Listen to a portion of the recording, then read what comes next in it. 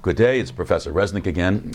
I want to extend what we have done heretofore to something the Marxian tradition has been very interested in, which is that of colonialism and imperialism, or the world economy. It's something that Marx intended to do, and unfortunately he died before he could write his work on this, but this is something that he mentioned in the Critique of Political Economy, where he outlined what he intended to do. This was a book that he was going to write on, if I remember correctly, he said the world economy. That is to extend the value and the surplus value analysis that we have discussed in this course to international trade and international capital flow. So I just wanted to begin a little bit of that, since I think I find it interesting, and I hope you will as well.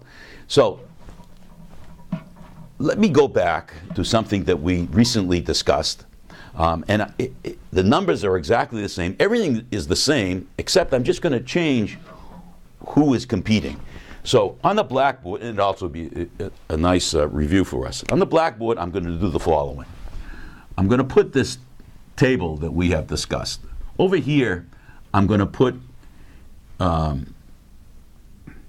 Britain, Germany, and France.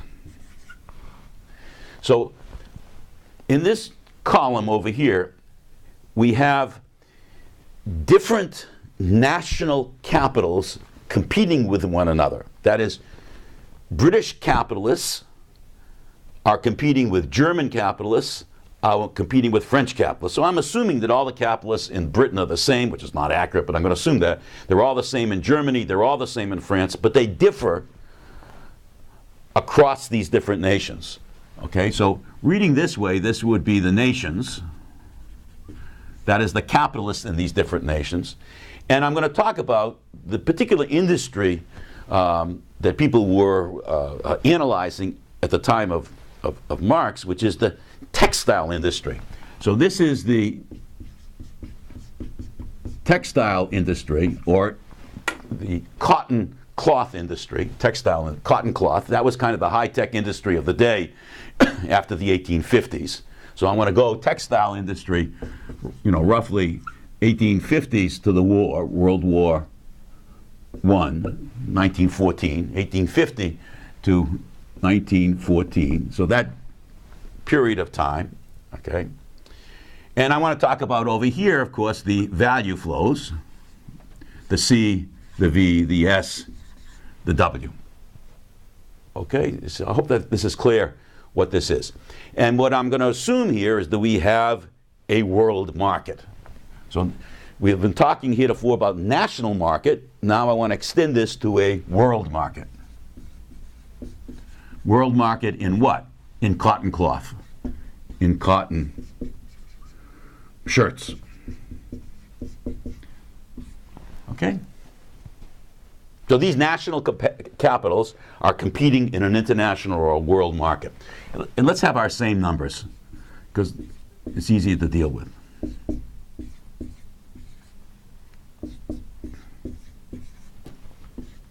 Number of shirts, 1, 1, 1, okay? Let's put everything down here. Composition of capital is 4 over 6, 2/3, 2/3, 2/3. And the price is 24 divided by 3, so the price of a shirt on the international market is 8 pounds, whatever the case may be, okay? Let's do one more. Rate of profit here, 2 over 6, 1/3, 1/3, 1/3. So I start, they're all alike. Suppose now German capitalists do something which the French and the British are not aware of. So this is private enterprise in the international market, and the German capitalists take a particular kind of strategic action, which is to raise the composition of their capital. This becomes 8 for them, and hence this number becomes 8, 10 is 12, and they produce not one, but they produce 2 products. And so if we add up what happens to the world market of shirts, This has become now 28. This has become 4. So the price has fallen from 8, previous price, now to 7. So the new price in the world market, I'll put new here, is then 7 per shirt, because the Germans have increased the supply of shirts by raising their raising their composition of capital. So Germany is becoming more in the language of economics, the Germans are employing the same labor, working the same hours, but with more capital. The index of mechanization has gone up. Whoops. So this is now 8/10. This is 0.8. And the productivity of German labor has gone up. And that's reflected in the world market, one market, by the price of a shirt falling from 8 to 7 because the productivity of labor has risen. And I'm assuming for the moment that the British and French don't do anything. They don't know about this. Well, there is a new revenue and there's a new cost. Because everybody comes to market and sells their shirts now no longer at 8. The new price is 7. It's a competitive market. So they sell for 7. The French sell for 7. The Germans sell 2 shirts. 7 plus 7 is 14. Costs are 6. Costs are 10. Costs are 6. And hence the new profits, as a result of this, would be 1, 4, 1. Well, let's look at this.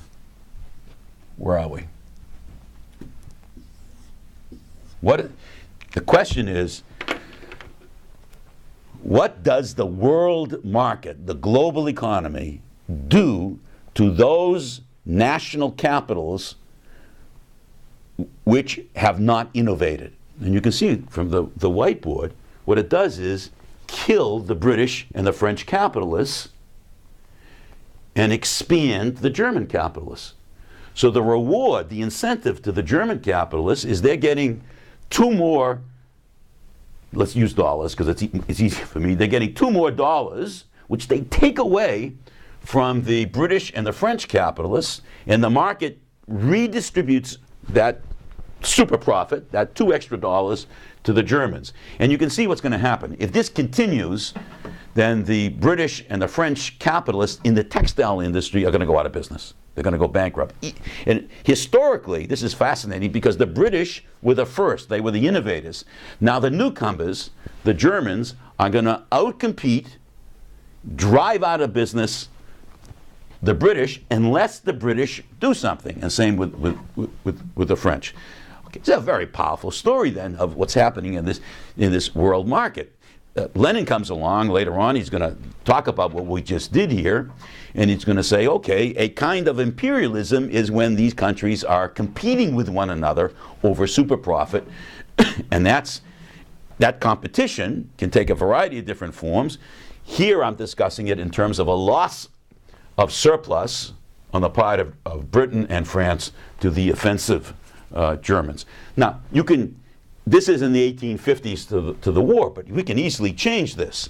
We could have today, I could put over here US, Japan,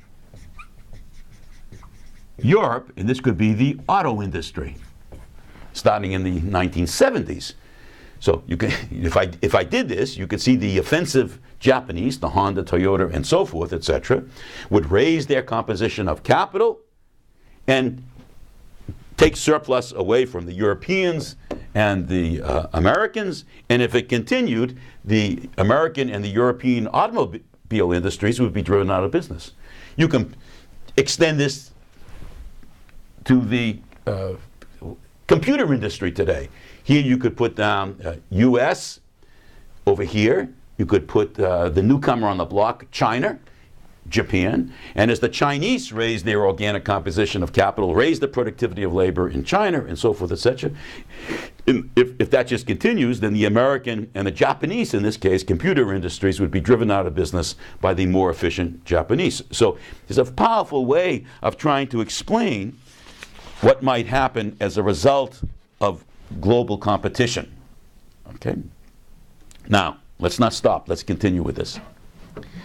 What might then be some reactions to this on the part of the British and French capitalists in Britain, in UK, and in France, or the American capitalists in the automobile industry, the European capitalists in the automobile industry over the last 35 years, or the American and Japanese capitalists in the computer industry or the high-definition television industry today. Okay, so let's just talk about some of the reactions in order to, once again, to avoid being killed, going out of business. Okay, so let me erase this. First, to stay in business, and this is not an order of importance, so capitalists can do all of these. To stay in business, the capitalists have to work on, that is, their subsumed class managers have to work on driving down average costs. Okay, we've talked about this. So the British capitalists in the cotton industry have to raise the productivity of labor in Britain. So this one is increasing the productivity of labor. Where? In UK. To what? To withstand the withering competition from the Germans. Americans. The American capitalists in Detroit have to increase the productivity of labor in Detroit. Why? To withstand the competition from the Japanese. That's the denominator. The numerator, to reduce C and V. So it's not just one or the other. The capitalists in these affected industries are going to provide portions of their surplus, distribute them to the managers and perhaps even others, to come up with all kinds of different corporate strategies to raise the productivity of labor in the denominator, and, now you ready, search the world for cheap C and V. I want to come back to that. Okay. Secondly, you now have a reason for why a country or state in a country might put on a tariff and or a quota. What does that do? Well, that's going to increase, that's going to make it more difficult for the Germans to compete in England and or France. So it may be the case that the capitalists that are being affected, they may be doing all this, but they go to the state and they say to the Parliament or to US Congress, look, it's going to take us a few years to raise the productivity of labor because we have to deploy new kinds of machines to do this and so forth. We're searching the world for cheap C and V, but that's going to take time. You know, searching the world for cheap V, that means we're going to put a plant someplace else with cheaper labor. In the meantime, give us a tariff.